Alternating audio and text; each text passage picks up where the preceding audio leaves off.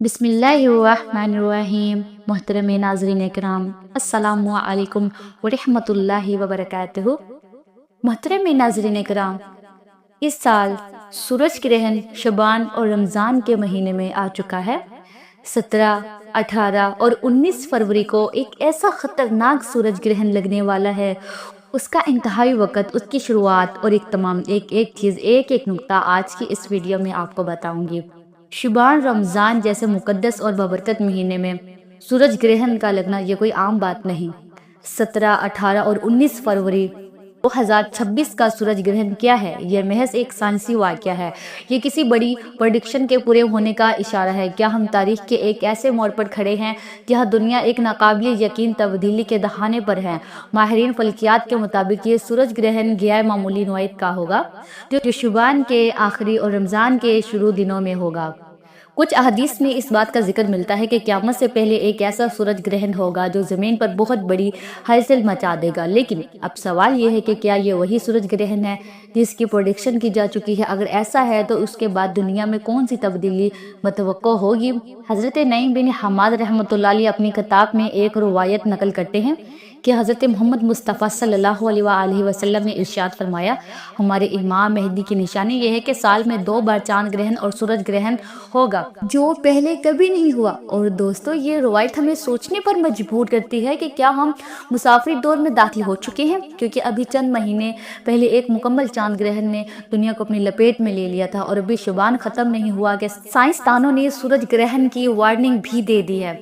एक और हदीस में हज़रत इन्स बिन मालिक रज़ी अल्लाह अन्हु रिवायत करते हैं कि नबी करीम सल्लल्लाहु अलैहि वसल्लम ने फरमाया कि क़यामत से पहले कि आखिरी रमज़ान में सूरज और चांद ग्रहण होगा, उसके बाद ऐसी आवाज़ आएगी जो पूरी दुनिया को हिला के रख देगी। 70,000 लोग बेहोश हो जाएंगे, 70,000 बहरे हो जाएंगे और 70,000 अंधे हो जाएंगे।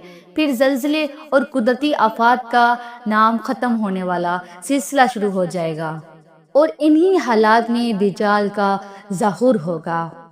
मोहतरम नाज़रीन कराम, यह हदीस इस नज़रिए को तक़वीत देती है कि शबान के महीने में होने वाला सूरज ग्रहण और रमज़ान के शुरू महज एक आम फल्कियाती वाक़या नहीं होगा, बल्कि ये ज़मीन पर होने वाली बड़ी तब्दीलियों का पेश ख़ैमा हो सकता है।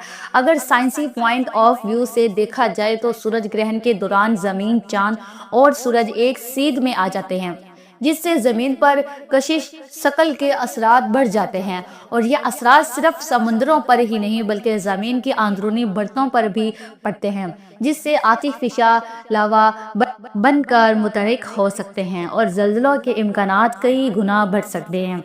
दोस्तों, इस वक्त दुनिया भर में गैर मामूली वाक़यात तेज़ी के साथ रोनुमा हो रहे हैं। इसराइल और फ़लस्तीन की जंग, ईरान और इसराइल की कशीदगी, रूस और यूक्रेन की जंग, अमेरिका और यमन की बढ़ती हुई दुश्मनी, ये सब हमें किसी बहुत बड़े आलमी तूफ़ान का इशारा दे रही हैं।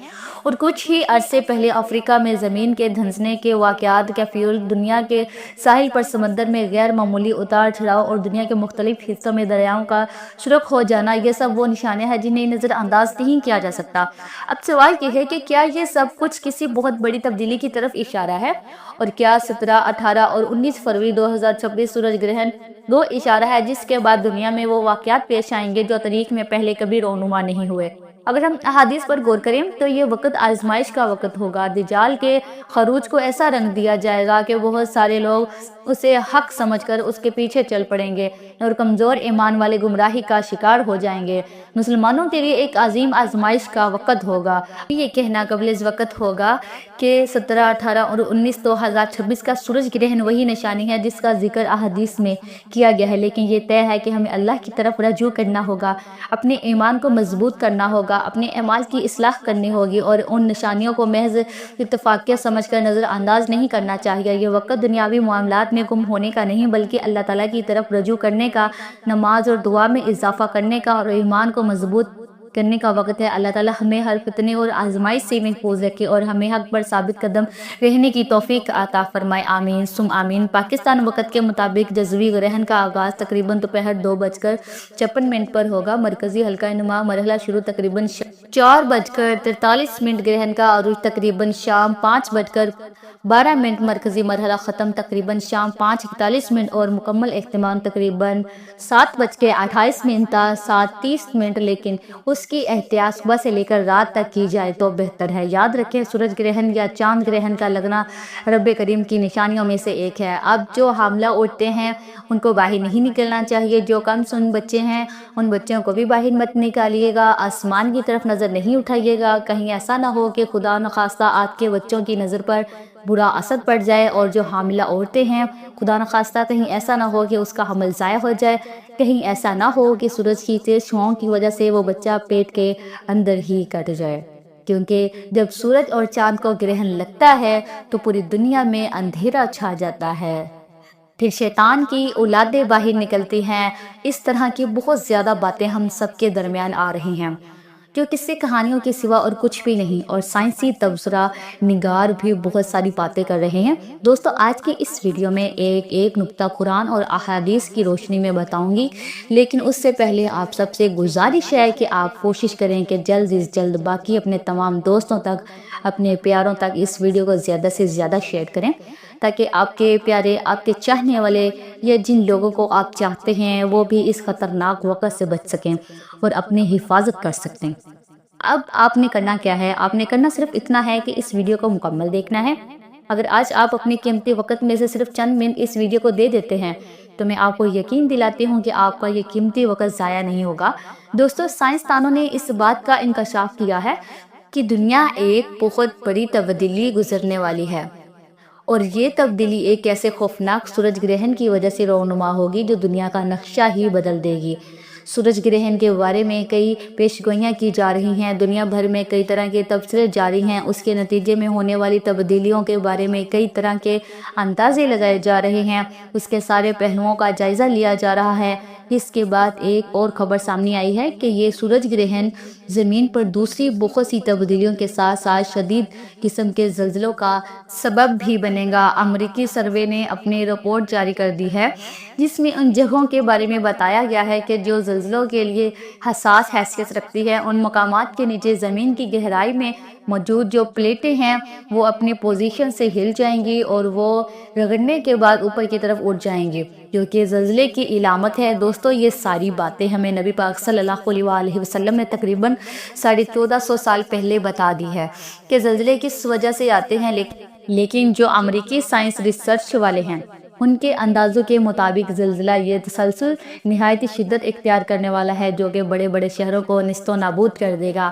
اس عالمی خبر کو اگر اسلامی نقطہ نظر سے دیکھا جائے تو کئی ایسے پہلو سامنے آتے ہیں جو کہ ہم مسلمانوں کے لیے تصور کرنا بھی مشکل ہے، اور یہ بالکل ہی بدل دینے والی بات ہے، لیکن سائنس کیونکہ اسلام کو فالو نہیں کرتی، البتہ اپنی ہر ریسرچ کے انکشاف وہ لوگ قرآن اور حدیث کی روشنی میں ہی کرتے ہیں۔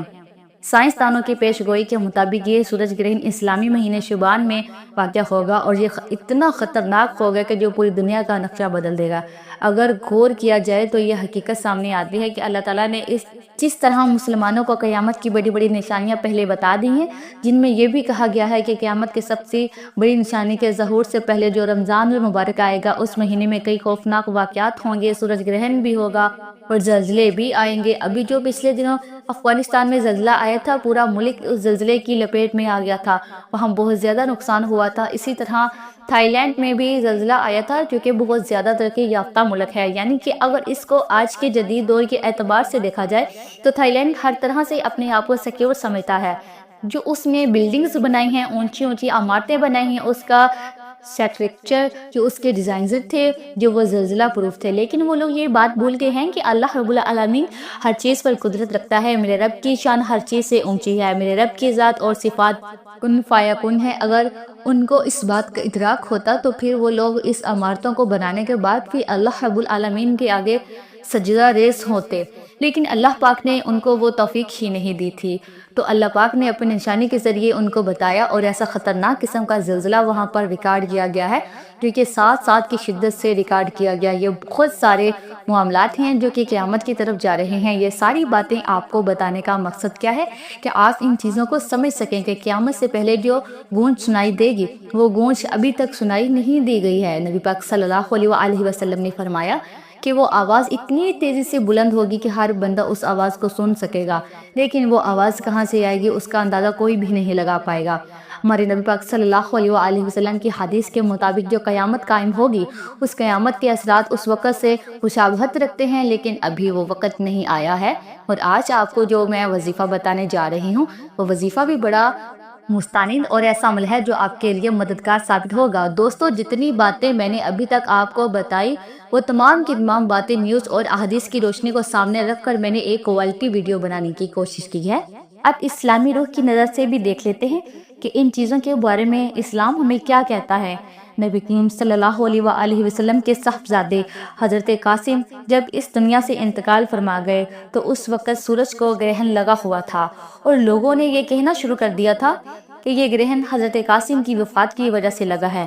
جب یہ بات نبی کریم رؤوف الرحیم صلی اللہ علیہ وآلہ وسلم کے پاس پہنچی تو آپ صلی اللہ علیہ وآلہ وسلم نے فرمایا کہ سورج گرہن کا لگنا اور چاند گرہن کا لگنا یہ کسی کی موت یا کسی کی زندگی سے کوئی تعلق نہیں رکھتا، بلکہ یہ اللہ رب العزت کی نشانیوں میں سے ایک نشانی ہے۔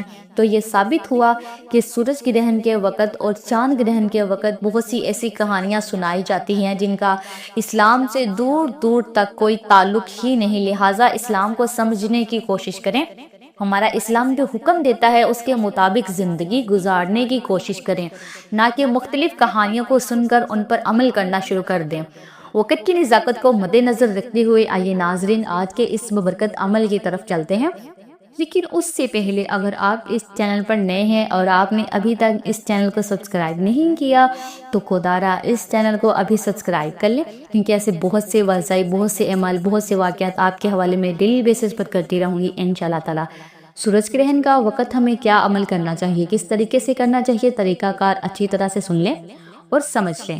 حضرت ابو موسیٰ رضی اللہ تعالیٰ عنہ نے فرمایا کہ سورج کو گرہن لگا تو نبی کریم صلی اللہ علیہ وآلہ وسلم پر ایسی کیفیت طاری ہوئی جیسے قیامت آ گئی ہو۔ پھر نبی کریم صلی اللہ علیہ وآلہ وسلم مسجد میں تشریف فرما ہوئے اور نماز پڑھی، بہت سی لمبے قیام، رکوع اور سجدے اور سجود کے ساتھ آپ نے اپنی نماز کو مکمل کیا، اور آپ کو صحابہ کرام نے ایسے کرتے ہوئے پہلے کبھی نہیں دیکھا۔ تو انہوں نے دیکھ کر فرمایا کہ یہ نشانیاں ہیں جن کو اللہ تعالیٰ بھیجتا ہے، یہ کسی کی موت یا زندگی کی وجہ سے نہیں ہوتا، بلکہ اللہ اپنے بندوں کو ڈراتا ہے۔ جب تم ایسا دیکھو تو اللہ کا ذکر کرو اور دعا اور استغفار کی طرف دوڑو۔ اس سے ثابت ہوا کہ جب بھی سورج گرہن لگے یا پھر چاند کو گرہن لگے تو آپ نے کیا عمل کرنا ہے اور کس طریقے سے کرنا ہے۔ جب سورج گرہن لگے تو آپ نے نماز کسوف ادا کریں، یعنی کہ 2 رکعت نماز نفل پڑھیں، اور جب چاند گرہن لگے تو نماز خسوف ادا کریں، اس وقت بھی 2 نوافل پڑھیں۔ ان نوافل کی نیت آپ نے کرنی ہے جیسے آپ دوسرے نوافل پڑھتے ہیں۔ پہلے رکعت میں سورہ فاتحہ کے بعد آپ کو کوئی سی بھی سورہ مبارکہ پڑھ سکتے ہیں، دوسری رکعت میں بھی آپ سورہ فاتحہ کے بعد کوئی بھی سورہ مبارکہ پڑھ سکتے ہیں۔ ایک تو آپ نے یہ عمل کرنا ہے، یعنی نماز کسوف پڑھنی ہے۔ یاد رکھیے گا، نماز خسوف چاند گرہن کے وقت پڑھی جاتی ہے اور نماز کسوف سورج گرہن کے وقت پڑھی جاتی ہے، اور اس بار جو سورج گرہن لگنے والا ہے وہ بہت زیادہ تیز لگے گا، بالکل ایک لائن میں، ایک سٹریٹ لائن میں چاند بھی اور سورج دونوں آنے والے ہیں، یعنی کہ دن کے اندر اندھیرا چھا جائے گا۔ تو آپ باہر نکلنے سے اجتناب کریں، کیونکہ جو سورج اور چاند کو ٹکڑا روشنی ہمیں ملے گا وہ روشنی ہمارے جسم کو متاثر کرے گی، کیونکہ روزانہ جو ہم سورج سے روشنی حاصل کرتے ہیں وہ ہمارے جسم کو تر و تازہ کرتی ہے، لیکن اس بار جو روشنی ہمیں ملے گی بڑی منفرد ملے گی، اور نہ ہی آپ نے یہ سوچنا ہے کہ میں باہر نکلا، میرے سر میں درد ہو رہا ہے، سورج کی شعاعیں برداشت نہیں ہو رہی، بے ہوش ہونے والا ہوں یا بے ہوش ہونے والی ہوں۔ تو بہتر چیز یہی ہے کہ وسوسوں میں نہ پڑھیں اور اپنے گھر میں موجود رہیں، باہر نہ نکلیں تو زیادہ بہتر ہے، چونکہ جو روشنی نکلے گی وہ ہمارے جسم کے لیے ایک نئی روشنی ہوگی، جو کہ زمین، سورج اور چاند تینوں ایک سٹریٹ لائن کے اندر آگے ہیں اور روشنی ان کو ٹکرا کر ہم تک پہنچ رہی ہے۔ روزانہ جو روشنی ہمیں سورج کی ملتی ہے وہ ڈائریکٹ پیٹ کی طرف سے ملتی ہے، اس لیے وہ روشنی ہمارے لیے صحیح ہے، ہم اس کی روشنی کے عادی ہیں، اس لیے ہماری باڈی اس روشنی کو دیکھ کر کچھ نہیں کرتی، لیکن جب ہمیں سورج گرہن والی روشنی ملے گی تو اس سے ہمارے جسم کے اندر بہت ساری چیزیں پیدا ہو سکتی ہیں، مثلا دانوں کا نکل آنا، رنگ کالا ہو جانا، جلد کا جل جانا، اس کے علاوہ چکر آنا، آنکھیں دھندلی ہو جانا، بہت سارے ایسے سائنس کی روح سے آپ کے ساتھ انکشاف ہو سکتے ہیں، لیکن آپ نے وسوسوں میں نہیں پڑنا۔ کامل ایمان کے ساتھ اس وقت کو آپ نے برداشت کرنا ہے۔ پہلا کام تو آپ نے نمازی کا صف ادا کرنی ہے، اور دوسرا کام آپ نے کون سا کرنا ہے؟ دوسرا کام آپ نے استغفار پڑھنا ہے۔ استغفار بہت سارے ہیں، آپ کو حصہ بھی پڑھ سکتے ہیں، آپ استغفر اللہ پڑھ لیں، یہ بھی بڑا مستند عمل ہے۔ اگر آپ لا حول ولا قوۃ الا باللہ العلی العظیم پڑھیں گے تو یہ بھی گناہوں کو بخشش کی طرف لے جاتا ہے۔ اگر آپ استغفر اللہ ربی من کل ذنب اتوب الیہ پڑھیں گے تو یہ بھی آپ کو اسی طرف لے کر جائے گا۔ آپ نے پہلے نمبر پر 2 نوافل بتائیں گے طریقے سے پڑھنے ہیں، لیکن نمازی کا صوف ہے وہ آپ نے پڑھ لی جو نبی پاک صلی اللہ علیہ وسلم نے پڑھی تھی، یعنی کہ جو نبوی عمل میں آپ کی خدمت میں لے کر حاضر ہوئی ہوں۔ اس عمل کو آپ نے بالخصوص کرنا ہے کیونکہ اس کی حیثیت ہے، اس کا ایک وجود ہے جو میں نے آپ کو بتایا ہے۔ اور دوسرے نمبر پر آپ نے استغفر اللہ پڑھنا ہے، یا لا حول ولا قوۃ الا باللہ العلی العظیم، یا استغفر اللہ ربی من کل ذنب واتوب الیہ پڑھ لیں۔ ان تینوں میں سے کوئی سا بھی پڑھ لیں، آپ نے استغفار صرف اور صرف 313 بار پڑھنا ہے، یعنی کہ کثرت سے آپ نے پڑھنا ہے۔ 313 کی جو تعداد ہے وہ کثرت میں آ جاتی ہے۔ نبی پاک صلی اللہ علیہ وآلہ وسلم نے اپنی احادیث میں یہ فرمایا تھا کہ اب کثرت سے استغفار کرو، تو آپ کو کثرت سے استغفار کرنے کا بتا رہی ہوں۔ اب تک آپ نے 2 کام کر لیے، اب تیسرے نمبر پر آپ نے کون سا کام کرنا ہے؟ اب آقا بارین کا بتایا ہوا ایک وظیفہ آپ کو بتانے لگی ہوں، اس کو آپ پڑھ لیں، کیونکہ جو آپ نے نماز کا صف بھی ادا کر لی اور آپ نے استغفار بھی پڑھ لیا، تو کیوں نہ اللہ پاک کو راضی کرنے کے بعد اللہ پاک سے اپنے رزق کے لیے آسانی مانگ لی جائے۔ تو تیسرا کام آپ نے اللہ پاک کا وہ نام پڑھیں گے جس کی میرے رب نے خود قسم کھائی ہے۔ آپ نے یا فتاح یا رزاق کو پڑھنا ہے، یا فتاح یہ وہ نام ہے جس کی میرے رب نے خود قسم کھائی ہے، ارشاد فرمایا ہے اور کہا ہے کہ میرے اس نام سے کوئی بھی مانگتا ہے میں اس کو عطا کرتا ہوں۔ تو آپ نے یا فتاح یا رزاق دونوں کو ملا کر پڑھنا ہے۔ کیسے پڑھنا ہے اور کتنی بار پڑھنا ہے ملاحظہ فرمائیے۔ یا فتاح یا رزاق 1 بار ہو گیا، یا فتاح یا رزاق 2 بار ہو گیا، یا فتاح یا رزاق 3 بار ہو گیا۔ اس طرح سے آپ یا فتاح یا رزاق کو ہاتھوں کی انگلیوں پر پڑھ لیں یا تسبیح کے دانوں پر پڑھ لیں۔ آپ نے صرف 41 بار پڑھنا ہے۔ اس کے بعد آپ آخر میں 3 بار درود پاک پڑھ لیں۔ درود پاک پڑھنے کے بعد دونوں ہاتھ اٹھا کر دعا کریں، میرا رب آپ کی دعاؤں کو قبول و منظور فرمائے گا۔ حصول برکت اور ثواب کی نیت سے میرے ساتھ ساتھ بھی آپ لوگ دعا کر لیں، اللہ پاک ہمیں اس بڑی تباہی سے بچائے گا۔ اے میرے مالک و مولا، تو تو رحمان ہے، تو تو رحیم ہے، تو کریم ہے، تجھے تیری شان کریمی کا واسطہ۔ اے اللہ، آج جو شخص بھی ہاتھ اٹھا کر تیرے آگے دعا کر رہا ہے، اے اللہ تیرے سامنے آزاریاں کر رہا ہے، اے میرے اللہ ان سب کو دن دگنی رات چگنی ترقی عطا فرما۔ اے اللہ ہمارے تمام صغیرہ اور کبیرہ گناہوں کو معاف فرما دے۔ اے اللہ نیکیوں میں زیادتی عطا فرما دے۔ اے اللہ ہم سب مسلمانوں میں سے اگر کوئی بے روزگار ہے تو اے اللہ ہم سب کو کشادہ رزق روزگار عطا فرما، اور جو بے اولاد ہیں ان کو اولاد نرینہ عطا فرما۔ اے اللہ جو میری بہنیں حمل سے ہیں، اے اللہ میری تمام بہنوں کی حفاظت فرما، ان کے حمل کی حفاظت فرما، ان کے بچوں کو پورے اعزاز کے ساتھ صحت مند پیدا فرما۔ اے اللہ ان کو سلامت رکھ، کسی کی گود کو مت اجاڑنا، بے شک اے اللہ تو بہترین حفاظت فرمانے والا ہے، مہربان ہے۔ آج ہم لوگ اپنے آپ کو تیری حفاظت میں دے دیتے ہیں۔ اے میرے اللہ، میرے مالک و مولا، ہمارے ملک کو زلزلے سے محفوظ فرما، ہمارے ملک کو میرے مولا اپنے غضب سے بچا لے۔ اے اللہ اپنی مدد کو جاری فرما دے۔ اے اللہ ہم تیرے آگے ہاتھ اٹھا کر دعا کر رہے ہیں کہ تو جو ابھی سورج گرہن کا لگا رہا ہے، اے اللہ ہم تم سے دعا مانگتے ہیں، اے اللہ تو ہم سب کی حفاظت فرما۔ اے اللہ کیونکہ ہم تیرا کلمہ پڑھنے والے ہیں، تیرے حبیب کا نام لینے والے ہیں، اے اللہ ہم سب کو تو سلامت رکھ، اور جو بھی اس فانی دنیا سے انتقال کر گئے ہیں ان کی قبور کو منور فرما، اور ہم سب کو سلامت رکھ، ان کی بخشش فرما، ان کے درجات میں بے حساب بلندیاں عطا فرما۔ آمین سم آمین۔ دعا ہے کہ رب کریم میرا سنانا اور آپ کا سننا اپنے پاک بارگاہ الہی میں قبول و منظور فرمائے، جو نہیں مانگ سکے بن مانگے عطا فرمائے۔ آمین سم آمین۔ ناظرین اپنے رزق میں برکت اور وسعت کے لیے اللہ تعالیٰ کے 99 ناموں میں سے کوئی ایک نام کمنٹ میں ضرور لکھیے گا۔ جزاک اللہ خیر۔ اللہ تعالیٰ ہم سب کا حامی و ناصر ہو، آمین۔ السلام علیکم ورحمۃ اللہ وبرکاتہ۔